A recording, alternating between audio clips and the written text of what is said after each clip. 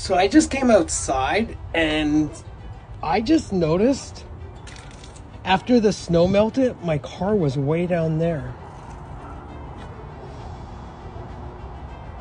That is just craziness. That thing's almost in the middle of the road. I'm wondering if the thing slid back. I just, wow. That is so weird.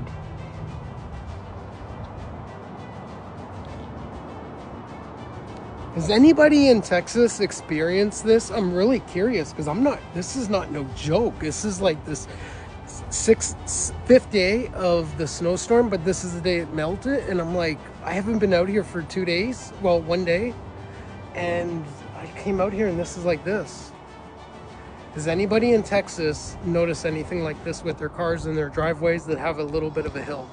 Tell me in the comments, please. This is for real. This is not a prank. This is not social media fake stuff. This is a real deal thing. I'm really curious. Is there something going on that I don't know about? Like people hacking into these cars? This is my key.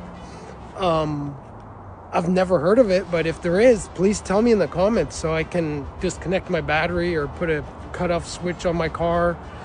This is crazy.